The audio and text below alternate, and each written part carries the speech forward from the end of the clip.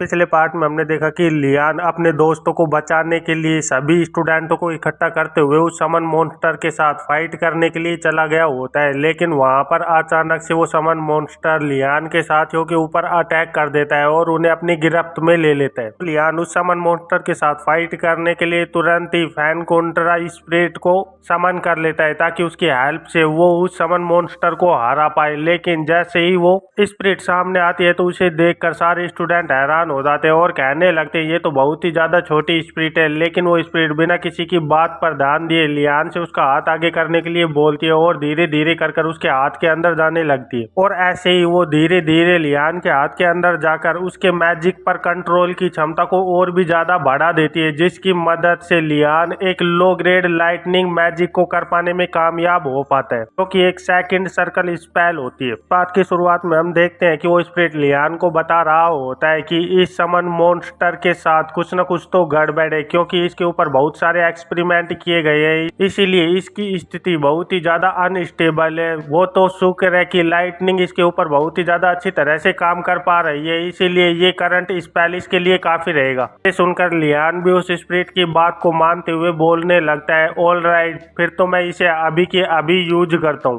वो स्पिरिट भी लियान से बोलने लगता है, चलो फिर ठीक है, तुझे ध्यान से उस चीज को इमेजिन करना होगा जिसे तू मैनिफेस्ट करना चाहता है। ये सुनते ही लियान भी अपने स्टाफ को ऊपर करते हुए चिल्लाकर बोलने लगता है, फैनकुंट्रा की लाइट जल्दी से स्ट्राइक करो। और लियान के इतना बोलते ही लियान के स्टाफ के ऊपर से बहुत ही ज्यादा लाइटनिंग बाहर निकलते हुए तेजी से एक आकार लेने लगती है, जिसे देखकर वो स्पिरिट भी थोड़ी सी चौंक गई होती है और फिर कुछ देर सोचते हुए वो लियान के स्टाफ पर अपना ध्यान देने लगती है और सोचने लगती है, सच में इस बार भी इसके स्टाफ के ऊपर मैजिक कुछ ज्यादा ही मात्रा में इकट्ठा होता जा रहा है और इस वजह से ये और भी ज्यादा खतरनाक हो जाएगा। और इस यंग मेज को अभी तक इस बात का कोई आइडिया भी नहीं है कि ये इस वक्त किस तरह की सिचुएशन के अंदर है। ये सोचते हुए फैनकुंट्रा बहुत ही ज्यादा नर्वस हो गया होता है, लेकिन तभी लियान के स्टाफ से बहुत ही ज्यादा इलेक्ट्रिसिटी बाहर निकलने लगती है, तो उसे देखते हुए फैनकुंट्रा भी चिल्लाने लगता है और लियान को अपने मैजिक को करने से रोकने के लिए जोर से चिल्लाता है, नहीं। दूसरी ओर हम देखते हैं कि प्रोफेसर गार्सिया और उसके साथ एक और स्टूडेंट बड़ी तेजी से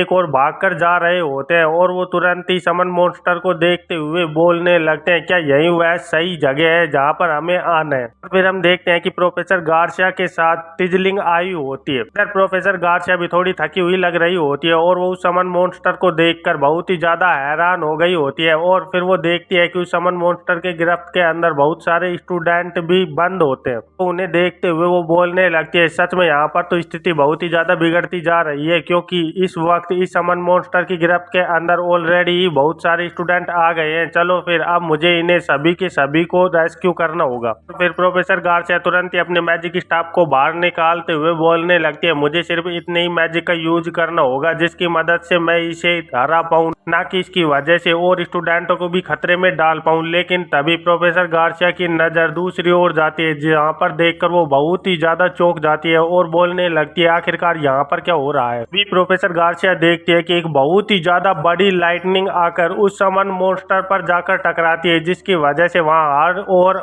रोशनियां चमकने लगती हैं, जिसकी वजह से इतनी ज्यादा रोशनी हो जाती है कि प्रोफेसर गार्सिया और स्टूडेंट टिजलिंग भी अपनी आंखों को खोलकर नहीं रख पा रही होती। फिर प्रोफेसर गार्सिया अपने आंखों को उस रोशनी से बचाते हुए बोलने लगती है, आखिरकार ये मैजिक कर कौन रहा है, क्योंकि इतनी ज्यादा इमेंस मैजिक पावर स्टूडेंट के अंदर तो कभी भी नहीं हो सकती है। ये सोचते हुए प्रोफेसर गार्सिया उस मैजिक की ओर देखने लगती है, तो वो देखती है कि वो समन मॉन्स्टर बुरी तरह से उस बिजली के झटके की वजह से झुलस गया होता है और वो बिल्कुल भी नहीं हिल रहा होता। तो उसे देखते हुए प्रोफेसर गार्सिया सोचने लगती है, आखिरकार ये किया किसने, क्योंकि इतना ज्यादा बड़ा मैजिक मुझे तो नहीं लगता कि यहाँ पर एकेडमी के अंदर कोई भी कर सकता है। लेकिन तभी वो देखते हैं कि वो स्टूडेंट उस समन मॉन्स्टर की गिरफ्त से निकलकर जमीन पर गिर रहे होते हैं। उन्हें देखकर टिजलिंग बहुत ही ज्यादा घबरा जाती है और चिल्लाते हुए प्रोफेसर से बोलने लगती है, प्रोफेसर सारे स्टूडेंट जमीन पर गिर रहे हैं और अगर ये ऐसे ही गिरते रहे तो इनको बहुत ज्यादा चोट लग सकती है। इधर तिजलिंग रिसाइकलिंग की बात को सुनते ही प्रोफेसर गार्सिया तुरंत ही हरकत में आ गई होती है और वो तुरंत ही अपने स्टाफ को बाहर निकालते हुए उसके ऊपर एक विंड मैजिक कास्ट करने लगती है, जिसकी मदद से वो तुरंत ही उन स्टूडेंटों को विंड मैजिक की गिरफ्त में ले लेती है और उस मैजिक की वजह से सारे के सारे स्टूडेंटों का गिरना पूरी तरह से बंद हो गया होता है। तो प्रोफेसर गार्सिया उन्हें धीरे धीरे कर जमीन पर उतारते हुए बोलने लगते हैं, क्या यहाँ पर सभी लोग ठीक है,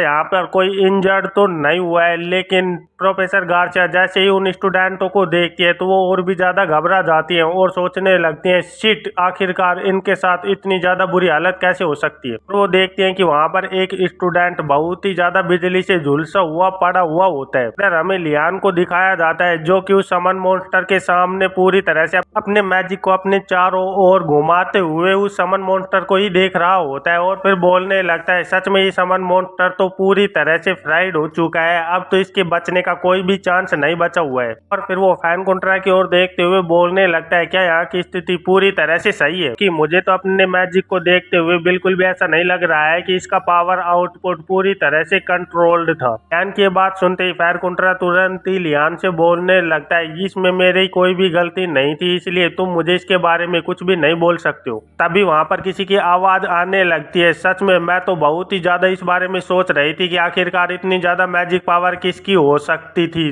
तो वो तुम हो लियान। ये सुनते ही लियान भी थोड़ा सा चौंक गया होता है और उस आवाज की ओर तुरंत ही अपनी गर्दन को घुमाते हुए देखने लगता है। तो वो देखता है कि उसके सामने प्रोफेसर गार्सिया खड़ी हुई होती है। तो लियान भी प्रोफेसर गार्सिया को देखते हुए तुरंत ही उनकी ओर भागते हुए आने लगता है और बोलने लगता है, आखिरकार उन स्टूडेंटों का क्या हुआ जिनको उन समन मॉन्स्टर ने पकड़ा था। तो उसकी बात को सुनते हुए प्रोफेसर गार्सिया बोलने लगती है, मैं भी उन स्टूडेंटों के बारे में चिंता कर रही थी, लेकिन इन्हें देखकर मुझे बिल्कुल भी नहीं लग रहा है कि यहाँ पर कोई मेजर इशू हुआ है, इसीलिए तुम्हें भी इस बारे में ज्यादा चिंता करने की जरूरत नहीं है। तो ये सुनते हुए लियान एक राहत की सांस लेते हुए बोलने लगता है, सच में तो बहुत ही ज्यादा अच्छी बात है। इधर प्रोफेसर गार्सिया भी बहुत ही ज्यादा चिल अंदाज में बोलने लगती है, वो तो बस थोड़े से इलेक्ट्रिक्यूट हुए हैं, इसलिए तुम ज्यादा चिंता मत करो। लेकिन तभी लियान की नजर उन स्टूडेंटों के ऊपर पड़ती है जिनको बिजली का झटका लगा था। तो उन्हें देखकर लियान भी एक मिनट के लिए शौक में चला गया होता है और सोचने लगता है, क्या ये थोड़े से इलेक्ट्रिक्यूट हुए? इन्हें देखकर तो ऐसा लग रहा है कि अगर इनके ऊपर थोड़ी सी पावर और लगी होती तो ये पूरी तरह से खत्म हो गए होते। लेकिन इधर प्रोफेसर गार्सिया बिना लियान की चिंता पर ध्यान दिए ही उन स्टूडेंटों की ओर बढ़ने लगती है और बोलने लगती है, चलो फिर ठीक है, मुझे सबसे पहले इन लोगों को हील करना होगा। फिर प्रोफेसर गार्सिया तुरंत ही अपनी वैंड को सामने करते हुए उसके ऊपर एक मैजिक को कास्ट करने लगती है। तो उसे लियान बहुत ही ज्यादा गौर से देख रहा होता है और फिर सोचने लगता है, प्रोफेसर के रिएक्शन के हिसाब से ये कोई ज्यादा सीरियस सिचुएशन नहीं है, इसीलिए मुझे भी इसकी ज्यादा चिंता नहीं करनी चाहिए। लेकिन ये सारी बातें तो मैं बाद में भी सोच सकता हूँ, लेकिन मुझे इस बारे में बिल्कुल भी नहीं पता था कि प्रोफेसर गार्सिया रिकवरी मैजिक को भी यूज कर सकती है, क्योंकि नॉर्मली प्रोफेसर बिल्कुल भी अपनी स्पेशलिस्टी के अलावा किसी दूसरे मैजिक को सीखना पसंद नहीं करते हैं। लेकिन प्रोफेसर गार्सिया इन सारे के सारे मैजिक को पता नहीं कैसे सीख पा रही है। अभी हम देखते हैं कि प्रोफेसर गार्सिया के मैजिक की वजह से वो स्टूडेंट धीरे धीरे कर हील होने लगते हैं और वो दर्द से कराते हुए जमीन से उठने की कोशिश करने लगते हैं। और फिर हम देखते हैं कि वो स्टूडेंट खड़े होते हुए धीरे धीरे कर उन बाकी के स्टूडेंटों की ओर जाते हुए बोलने लगते हैं,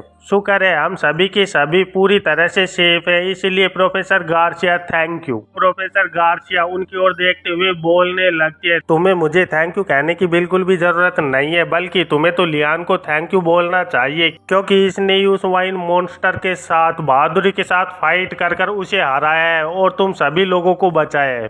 वो स्टूडेंट ये सुनकर बहुत ही ज्यादा चौंक गए होते हैं, लेकिन फिर वो उस बात को समझते हुए बहुत ही ज्यादा निराश होकर लियान की ओर देखने लगते हैं। तो लियान भी उन लोगों को देखते हुए सोचने लगता है, मैं पूरी तरह से समझ पा रहा हूँ कि आखिरकार ये मुझसे इतना ज्यादा गुस्सा क्यों हो रहे हैं, क्योंकि जब इनका माना एब्जॉर्प्शन हो रहा था तब इनको इतना ज्यादा दर्द नहीं हो रहा होगा, बल्कि मेरी इलेक्ट्रिसिटी की पावर की वजह से इन्हें और भी ज्यादा दर्द हुआ होगा, इसीलिए इनका मेरे ऊपर इतना ज्यादा गुस्सा करना तो वाजिब है। और फिर लियान उस स्टूडेंट को बोलने लगता है, अगर तुम्हें इस बात से कोई प्रॉब्लम है तो। लेकिन लियान कुछ बोल पाता उससे पहले ही वो स्टूडेंट तुरंत ही लियान के सामने झुकते हुए बोलने लगता है, वारनाथ थैंक यू। ये सुनते ही लियान भी बहुत ही ज्यादा चौंक जाता है और फिर उस स्टूडेंट की ओर देखते हुए बोलने लगता है, आखिरकार तुम क्या कहना चाहते हो। तो वो स्टूडेंट भी अपनी नजरों को लियान से दूर करते हुए बोलने लगता है, सच में इसकी वजह से मैं बहुत ही ज्यादा फ्रस्ट्रेट हो रहा हूँ, लेकिन मैं इस बात को बिल्कुल भी नहीं भूल सकता हूँ कि तुमने हमारी कितनी ज्यादा हेल्प की है, और एक नाइट होने के लिए तुम्हें इस बात को भी पूरी तरह से ध्यान में रखना होता है कि जब भी तुम्हारी कोई हेल्प करे तो तुम्हें उन्हें एक थैंक यू तो बोलना ही चाहिए। इसीलिए इस बार तुमने जो हमारी मदद की है उसके लिए हम सभी तेरा बहुत ही ज्यादा शुक्रिया अदा करना चाहते हैं, और मैं इस बात को भी समझना शुरू कर रहा हूँ कि तुम्हारे ऊपर डोरग्यू इतना ज्यादा ट्रस्ट क्यों करता है, इसीलिए वार्डन आज थैंक यू। लेकिन इधर लियान उन सभी लोगों की बातों को सुनते हुए बहुत ही ज्यादा कंफ्यूज हो गया होता है, और उसे बिल्कुल भी समझ नहीं आ रहा होता कि आखिरकार ये स्टूडेंट इस तरह से कैसे बदल सकते हैं। लेकिन तभी वो स्टूडेंट बोलने लगता है, वैसे तो ऐसा कभी भी नहीं हो सकता है कि मैं तुम्हारे साथ दोस्ती करूं, क्योंकि तुम्हारी फाइट हमेशा व्हाइट टाइगर टावर के साथ बहुत ही ज्यादा बुरी रहेगी, लेकिन मैं तुम्हारी बहादुरी को भी नहीं भूल सकता हूँ। इसीलिए मैं इस बात का तुमसे वादा करता हूँ कि हमारा लेक होमवर्क के लिए हम तुम्हारे साथ बेस्ट कोऑपरेट करेंगे। तो ये बोलते हुए वो स्टूडेंट धीरे धीरे कर उस जगह से जाने लगते हैं। तो लियान वहाँ पर निराश होते हुए सोचने लगता है, सच में इस टाइम पर ये लोग मेरी इतनी ज्यादा तारीफ कर रहे हैं, लेकिन इनकी बातों को सुनकर मुझे ऐसा लग रहा है कि मैं कभी भी इन लोगों के करीब नहीं हो पाऊंगा। इन लोगों को देखकर मुझे ऐसा लग रहा है कि ऐसे टाइम पर कुछ ज्यादा ही प्रोफेशनल रहते हैं, ना कि इमोशनल। इधर लियान ये बातें सोच ही रहा होता है, तो हम देखते हैं कि प्रोफेसर गार्सिया भी लियान को इस तरह से कंफ्यूज होते हुए देखकर कुछ सोच में चली गई होती है, और फिर लियान से बोलने लगती है, लियान क्या मैं तुम्हारे साथ बात कर सकती हूँ? तुम मुझे बता सकते हो कि तुमने लाइटनिंग मैजिक इस जगह पर किस तरह से यूज किया? लेकिन तभी हम देखते हैं कि उनकी ऐसी बात को सुनकर लियान भी चौंक गया होता है, और फिर लियान तुरंत ही उस स्पिरिट की ओर देखते हुए बोलने लगता है, फैनकुंट्रा इस बार एक्सप्लेन करने की बारी तुम्हारी है। इधर फैनकुंट्रा उसकी इस बात को सुनते हुए थोड़ा झिझकने लगता है, और फिर बोलने लगता है, एक मिनट रुको, मैं इसके लिए तुमसे माफी मांगना चाहता हूँ, लेकिन मुझे ऐसा लग रहा है कि मेरे समन का टाइम अप हो चुका है, इसलिए मैं इस जगह पर बिल्कुल भी नहीं रुक सकता हूँ। और इस स्थिति को देखकर मुझे ऐसा लग रहा है कि इस स्थिति को तुम्हें खुद को ही रिजोल्व करना होगा, इसलिए अब मुझे यहाँ से जाना होगा। लेकिन इधर हम प्रोफेसर गार्सिया को देखते हैं, जो कि लियान को देखकर थोड़ी कंफ्यूज लग रही होती है। लेकिन इधर फैनकुंट्रा तुरंत ही उस जगह से गायब होते हुए लियान से बोलने लगता है, जब हम नेक्स्ट टाइम पर मिलेंगे तो मैं तुम्हें मेरी कितनी काबिलियत है वो तुम्हें जरूर दिखाऊंगा। लेकिन इधर लियान फैनकुंट्रा को रोकने की पूरी कोशिश कर रहा होता है, पर फैनकुंट्रा तुरंत ही उस जगह से गायब हो गया होता है, और लियान अपने हाथ को ऊपर खड़े कर उसी जगह पर देखता रह जाता है। तो लियान भी थोड़ी सी नजरों को चुराते हुए बोलने लगता है, एक्चुअली प्रोफेसर इस जगह की स्थिति थोड़ी सी कॉम्प्लिकेटेड है। लेकिन लियान अपनी बात को पूरी कर पाता उससे पहले ही उस जगह पर किसी की आवाज आने लगती है, क्या तुमने यहाँ पर लाइटनिंग मैजिक को यूज किया है लियान? और हम देखते हैं कि उस जगह पर कोई दूसरा आदमी और आ गया होता है, और वो तुरंत ही अपने हाथ को आगे करते हुए उस समन मॉन्स्टर की एक टहनी को उठाकर देखने लगता है, जिसके ऊपर इलेक्ट्रिसिटी दिख रही होती है। और फिर हमें पता चलता है कि वो प्रोफेसर वोलाडी होते हैं, जो कि उस टहनी को पकड़कर मसलते हुए बोलने लगते हैं, सच में ये तो बहुत ही ज्यादा इंटरेस्टिंग बात है। लेकिन प्रोफेसर को इस तरह से देखते हुए लियान बहुत ही ज्यादा घबरा गया होता है, और सोचने लगता है, आखिरकार अब ये मेरे साथ क्या करने वाले हैं। लेकिन तभी प्रोफेसर गार्सिया तेजी से लियान के सामने आते हुए कहने लगते हैं, एक मिनट रुको प्रोफेसर वोलाडी, आखिरकार आप लाइटनिंग मैजिक के बारे में इससे इस तरह से कैसे पूछ सकते हैं? तो प्रोफेसर वोलाडी बोलने लगते हैं, इसकी मुझे पूरी तरह से जरूरत है, क्योंकि इसको सिखाने के लिए इस बारे में मुझे जानना ही होगा। ये सुनते ही प्रोफेसर गार्सिया बहुत ही ज्यादा घबराई हुई लग रही होती है, और वो तुरंत ही लियान की ओर घूमते हुए बोलने लगती है, क्या लियान, क्या तुम प्रोफेसर वोलाडी की क्लास ले रहे हो? तो लियान तुरंत ही हाँ बोल देता है, जिसे सुनते ही प्रोफेसर गार्सिया के होश पूरी तरह से उड़ गए होते हैं। और फिर कुछ देर सोचने के बाद प्रोफेसर गार्सिया प्रोफेसर वोलाडी की ओर देखने लगती है और सोचने लगती है, इस एकेडमी के अंदर हर एक प्रोफेसर की रेस्पेक्ट करती हूँ, लेकिन प्रोफेसर वोलाडी की क्लास कुछ ज्यादा ही आउट ऑफ लाइन होती है, इसीलिए मैं कभी भी उनके पास जाने का खतरा नहीं उठा पाती हूँ, क्योंकि एक स्टूडेंट का इस तरह के प्रोफेसर के साथ सीखना सच में कुछ ज्यादा ही ब्रूटल हो जाता है। और हम देखते हैं कि इधर प्रोफेसर वोलाडी उस ब्रांच को अपने हाथ में मसलते हुए उस जगह पर ही खड़े हुए होते हैं, और उन्हें देखकर बहुत ही ज्यादा खतरनाक भी लग रहे होते हैं। फिर प्रोफेसर गार्सिया लियान की ओर देखने लगती हैं और सोचने लगती हैं, लेकिन लियान तो एक नया स्टूडेंट है, फिर वो प्रोफेसर वोलाडी की क्लास को किस तरह से ले पाने में कामयाब हो रहा है। लेकिन इधर हम लियान को देखते हैं जो कि प्रोफेसर गार्सिया की किसी भी स्थिति को नहीं समझ पा रहा होता और अपनी जगह पर खड़े हुए ही अपने सर को खुजा रहा होता है। अभी प्रोफेसर वोलाडी प्रोफेसर गार्सिया के पास आते हुए बोलने लगते हैं, तुम्हें इस बारे में बिल्कुल भी चिंता करने की जरूरत नहीं है, क्योंकि ये मेरी टीचिंग को फॉलो करने में पूरी तरह से सक्सेसफुल रहा है और मुझे इस बारे में अच्छी तरह से पता है कि ये इस टीचिंग को बड़े ही अच्छे से सीख सकते हैं। ये सुनकर प्रोफेसर गार्सिया भी चौंक जाती हैं और बोलने लगती है, क्या वार्डनाज ने आपसे मैजिक सीखा है? प्रोफेसर वोलाडी बताने लगते हैं, वार्डनाज ने मेरे से बहुत ही ज्यादा अच्छे मैजिक सीखे हैं और उसने इसे समझते हुए खुद ही एक वाटर शील्ड को मैनिफेस्ट करना भी सीखा है और उसकी सीखने की डिजायर को मैं बिल्कुल भी नहीं रोक पा रहा हूँ, क्योंकि उसके सीखने की डिजायर का लेवल सच में उस जगह से बहुत ही ज्यादा आगे है जहाँ तक मैं उसको कंट्रोल कर सकता हूँ। ये सुनकर प्रोफेसर गार्सिया बहुत ही ज्यादा चौंकी हुई लग रही होती है और वो अपनी जगह पर पूरी तरह से शांत खड़ी हुई होती है। फिर वो लियान की ओर देखते हुए सोचने लगती है, सच में ये तो बहुत ही ज्यादा ट्रेजेडी की बात है। लियान के पास सच में इतना ज्यादा टैलेंट है कि ये इसके लिए खुद ही जहर की तरह काम कर रहा है और अगर ये इसी तरह से करता रहा तो सच में ये इतना ज्यादा महान मेज बनेगा जिसकी कोई कल्पना भी नहीं कर सकता है, क्योंकि ये तो इम्पॉसिबल है कि कोई प्रोफेसर वोलाडी की क्लास को ले ले और उसके बाद भी वो लगातार उसके साथ काम करता रहे। ये कभी भी पॉसिबल नहीं हो सकता है और अगर वो उनके लेसन्स को फॉलो कर पा रहा है तो सच में मैं भी इस चीज को बिल्कुल भी नहीं रोक सकती हूँ, इसीलिए इसके अंदर मैं कुछ भी नहीं कर सकती हूँ। और फिर निराश होते हुए वो तुरंत ही प्रोफेसर वोलाडी से बोलने लगती है, प्लीज आप लियान का अच्छे से ध्यान रखना। ये सुनकर प्रोफेसर वोलाडी भी बोलने लगते हैं, मैं तो सिंपली उसे उसी तरह से सिखा रहा हूँ जैसा कि मैं हमेशा अपने स्टूडेंटों को सिखाता हूँ। लेकिन इधर लियान बहुत ही ज्यादा चौंका हुआ लग रहा होता है। तभी प्रोफेसर गार्सिया बहुत ही ज्यादा निराशा से लियान की ओर देखते हुए बोलने लगती है, लियान अपना बेस्ट करना। ये सुनकर लियान भी बहुत ही ज्यादा निराश लग रहा होता है और फिर बोलने लगता है, प्रोफेसर आपका इस बात से क्या मतलब है? और इसी के साथ इस दिन का अंत हो जाता है। लेकिन लियान अपने नेक्स्ट लेसन को लेने के लिए बहुत ही ज्यादा घबराया हुआ लग रहा होता है। फिर यहाँ से सीन कट होकर हमें दूसरी जगह का सीन दिखाया जाता है जहाँ पर केन और आसान कुछ चीजों को लेते हुए एक और जा रहे होते हैं और हम देखते हैं कि आसान के हाथ में एक टोकरी होती है जिसे पकड़े हुए वो बोल रहा होता है, सच में वार्डनाज ने हमारी बहुत ही ज्यादा हेल्प की है, इसलिए मैंने कसम खाई है कि उसे किसी न किसी दिन खाना जरूर दूंगा। वैसे भी हमने उसके पास से बहुत ही ज्यादा खाना लिया है, इसीलिए उसे अच्छा खाना देने के लिए हम ब्लैक मार्केट की ओर जा रहे हैं, क्योंकि ब्लैक मार्केट के अंदर ही हम अच्छे खाने को पा सकते हैं। लेकिन इधर केन बिल्कुल भी उसकी बात पर ज्यादा ध्यान नहीं दे रहा होता और फिर वो बोलने लगता है, लेकिन मैं ब्लैक मार्केट के अंदर जब लास्ट टाइम गया था तो मुझे वहाँ पर कुछ ज्यादा खाना नहीं दिखाई दे रहा था। वो आसान बोलने लगता है, नहीं नहीं, मैं कुछ दिन पहले ही वहाँ पर गया था, वहाँ पर कुछ ज्यादा ही मात्रा में खाना है। मुझे ऐसा लग रहा है कि उन लोगों ने टाइगर्स के साथ कोई डील की है। लेकिन तभी हम देखते हैं कि उनके सामने एक स्टूडेंट खड़ा हुआ होता है जिसे देखकर केन भी चौंक जाता है और वो स्टूडेंट तुरंत ही आसान को रोकते हुए बोलने लगता है, एक सेकंड के लिए इसी जगह पर रुक जाओ क्योंकि यहाँ पर एक इंस्पेक्शन चल रहा है। ये सुनकर आसान भी चौंक जाता है और अपनी जगह पर रुकते हुए बोलने लगता है, आखिरकार तुम किस बारे में बात कर रहे हो? पर तभी वो स्टूडेंट सामने से बोलने लगता है, क्या तुम लोग ब्लू ड्रैगन टावर से आते हो? सच में तुमसे मिलकर मुझे बहुत ही ज्यादा खुशी हुई है। मैं टूटानथा हाउस होल्ड से आता हूँ। फिर हमें टूटानथा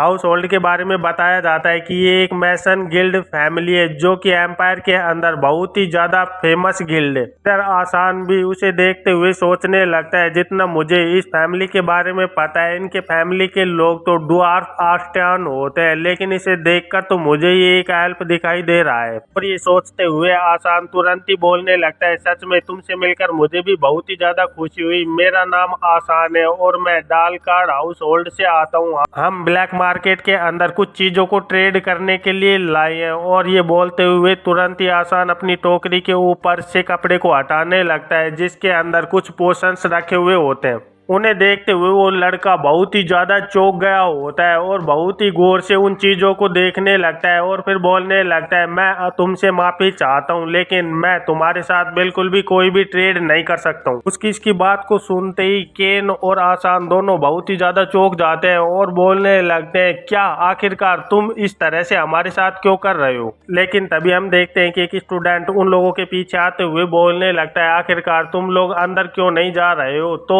आसान और केन तुरंत ही पीछे मुड़कर देखने लगते हैं तो वो देखते हैं कि उनके सामने लियान खड़ा हुआ होता है। तो लियान को देखते हुए केन तुरंत ही बोलने लगता है, ये स्टूडेंट हमसे बोल रहा है कि हम ब्लैक मार्केट के अंदर बिल्कुल भी ट्रेड नहीं कर सकते हैं, इसलिए तुम्हें ही इसके साथ बात करनी होगी। यार केन की बात को सुनते हुए लियान भी चौंक जाता है और बोलने लगता है, क्या तुम सच बोल रहे हो, आखिरकार इस बात का क्या कारण है। और ये बोलते हुए वो तुरंत ही उस स्टूडेंट के पास जाने लगता है और पूछने लगता है, आखिरकार तुम हमें ब्लैक मार्केट के अंदर क्यों नहीं जाने दे रहे हो। तो वो लड़का भी सामने से जवाब देते हुए बोलने लगता है, क्योंकि यहाँ पर एक ऐसा रूल है जिसकी वजह से हम तुम्हें बिल्कुल भी अंदर नहीं जाने दे सकते। और वो रूल ये है कि ब्लैक मार्केट उन चीजों को बिल्कुल भी एक्सेप्ट नहीं करेगा जो कि तुमने अपने खुद के हार्ड वर्क से ऑब्टेन ना कियो। तो लड़के की इस बात को सुनते हुए लियान भी बहुत ही ज्यादा चौंक गया होता है और कंफ्यूज लग रहा होता है। फिर उस लड़के को देखते हुए सोचने लगता है, ओ अब मुझे दिखाई दे रहा है कि ये टर्टल टावर का लीडर है। और ये सोचते हुए लियान तुरंत ही अपनी टोकरी के ऊपर से कपड़ा हटाने लगता है जिसके अंदर बहुत सारी फल सब्जियां रखी हुई होती हैं। तो उन्हें दिखाते हुए लियान बोलने लगता है, इन्हें मैंने खुद ने ही अपने फील्ड के अंदर उगाया है, क्या मैं अंदर जा सकता हूँ। इधर लियान की उस टोकरी को देखते हुए वो स्टूडेंट भी चौंक गया होता है और फिर बोलने लगता है, तुम अंदर जा सकते हो। सुनते ही लियान भी खुश हो जाता है और वो तुरंत ही आसान को देखते हुए कहने लगता है, मैं तुमसे बाद में मिलता हूँ, अभी मुझे ब्लैक मार्केट के अंदर थोड़ा काम है। और ये बोलते हुए वो तुरंत ही उस स्टूडेंट के साथ जाने लगता है। इधर केन और आसान दोनों अपनी जगह पर ही खड़े रह जाते हैं, लेकिन तभी आसान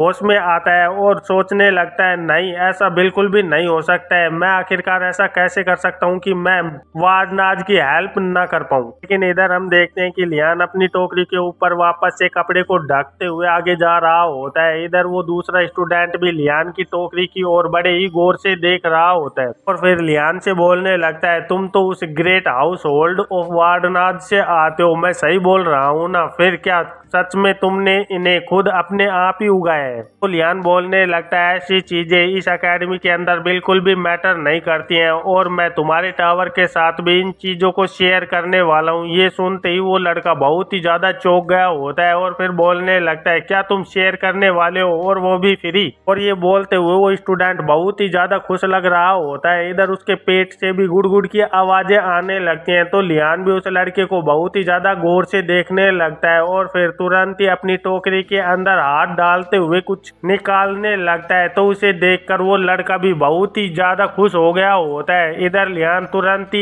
एक आलू को बाहर निकालते हुए बोलने लगता है, तुम इस आलू को रख सकते हो, ये एक ऐसा आलू है जिसको मैंने बहुत ही ज्यादा मेहनत से उगाया है और यहाँ तक कि प्रिंसेस भी जो कि फूड के लिए बहुत ही ज्यादा फंसी है, वो भी इस आलू को बहुत ही ज्यादा पसंद करती है। और ये बोलते हुए लियान सोचने लगता है, ये सारी बातें वो है जो कि उसके फॉलोवर सोचते हैं, लेकिन उसे देखकर मुझे ऐसा लगता है कि सच में उसे खाना कुछ ज्यादा ही पसंद है। अभी वो स्टूडेंट तुरंत ही अपने हाथ को आगे करते हुए बोलने लगता है, नहीं नहीं, यहाँ पर सब कुछ ठीक है और मेरे पास तुम्हें देने के लिए इस वक्त पर कुछ भी नहीं है, इसलिए मैं इस आलू को नहीं ले सकता हूँ। तो लियान भी उस स्टूडेंट को बोलने लगता है, लेकिन मैं तुम्हें इस चीज को पूरी तरह से फ्री दे रहा हूँ और इसके लिए मुझे तुमसे कुछ भी नहीं चाहिए। ये सुनकर वो लड़का थोड़ा सा गुस्से में हो जाता है और बोलने लगता है, तुम वार्डनाज, तुम मेरी इंसल्ट बिल्कुल भी नहीं कर सकते हो, क्योंकि एक ड्वार्फ जो कि टूटानथाम फैमिली से आता है वो कभी भी बिना काम किए किसी भी चीज को एक्सेप्ट नहीं करता है। और अब मैं इस जगह से जा रहा हूँ। ये बोलते हुए वो स्टूडेंट तुरंत ही घूमते हुए दूसरी ओर जाने लगता है। इधर लियान अपनी जगह पर ही खड़ा हुआ सोच रहा होता है, आखिरकार ये इस तरह की हरकतें कैसे कर सकता है, मैंने तो इसे सिर्फ एक आलू देने की कोशिश की थी और ये ड्वार्फ होने की बात क्यों कर रहा है, क्योंकि देखने से तो ये मुझे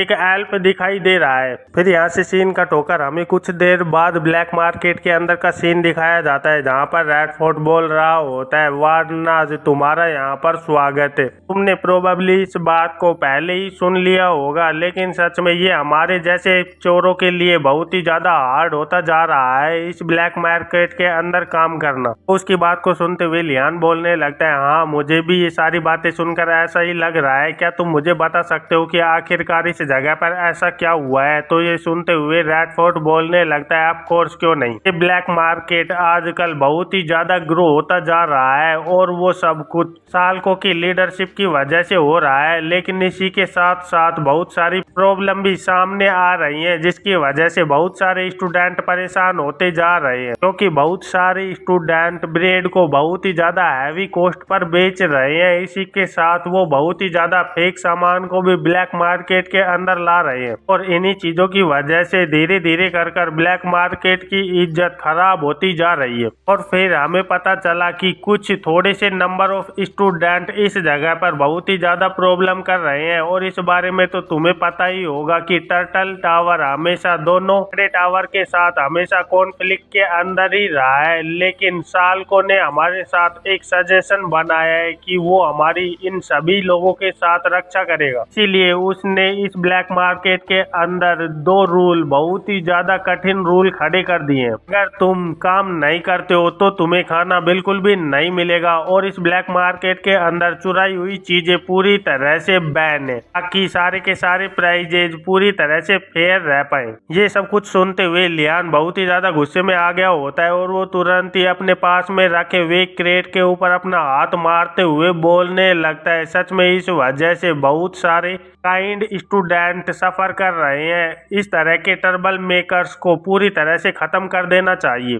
क्योंकि इस तरह के ट्रबल मेकर्स अगर अपने काम को इसी तरह से करते रहे तो सच में हमारे जैसे चोर तो भूखे पेट ही मर जाएंगे, लेकिन अपने खाने को बिल्कुल भी नहीं जुटा पाएंगे। ये सुनते ही रैडफोर्ड भी हमेशा रलाते हुए बोलने लगता है, हाँ बिल्कुल मैं भी यही सब कुछ सोचता हूँ, लेकिन इसकी वजह से एक नई चीज ब्लैक मार्केट के अंदर अपेयर हो गई है। और ये बोलते हुए रैडफोर्ड तुरंत ही एक और इशारा करने लगता है, तो लियान भी रैडफोर्ड के द्वारा किए गए इशारे की ओर देखने लगता है और वो देखता है कि एक स्टूडेंट कुछ ताश के पत्तियों को टेबल पर रखे हुए अपने साथियों को बोल रहा होता है, तुम इन्हें ध्यान से देख सकते हो, इन तीनों कार्डों के बीच में एक एम्परर कार्ड मौजूद है। मैं इन कार्डों को फ्लिप करने वाला हूँ, उसके बाद मैं इन्हें पूरी तरह से मिक्स करूंगा और अगर तुम उस एम्परर कार्ड को ढूंढ पाने में कामयाब हो जाते हो तो तुम्हारी बैट की हुई मनी का मैं डबल दूंगा, इसलिए तुम्हें इस बारे में बिल्कुल भी चिंता करने की जरूरत नहीं है। लेकिन इधर हम लियान को देखते हैं, जो कि उन लोगों को देखते हुए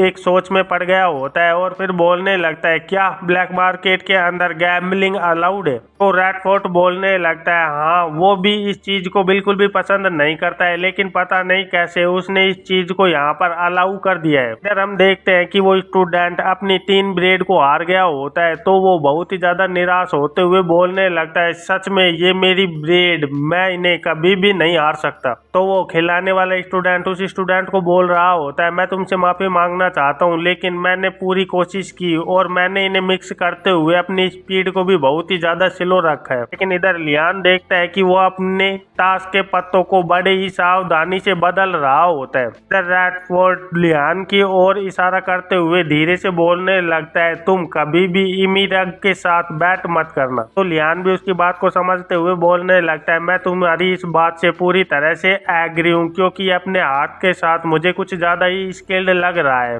क्या ये किसी गैम्बलर गिल्ड के साथ रिलेटेड है? लेकिन तभी हम देखते हैं कि लियान के पीछे से कोई आते हुए बोलने लगता है, ओह तो तुम इस जगह पर हो वार्डनाज। ये सुनकर लियान भी चौंक गया होता है और वो तुरंत ही मुड़कर उस आवाज की ओर देखने लगता है। तो वो देखता है कि उस जगह पर उनका लीडर और उनके पीछे 2 स्टूडेंट खड़े हुए होते हैं। तो वो लीडर बोलने लगता है, मैंने इस बारे में सुना है कि इन स्टूडेंटों ने तुमसे कुछ खाना लिया है और वो भी बिना कुछ तुम्हें दिए ही। क्या ये बात पूरी तरह से सही है? और ये बोलते हुए वो स्टूडेंट बहुत ही ज्यादा सीरियस लग रहा होता है, जैसे कि वो बहुत ही ज्यादा गुस्से में हो। और इसी के साथ इस चैप्टर का अंत हो जाता है। तो फिर मिलते हैं एक नई वीडियो में, तब तक के लिए बाय बाय।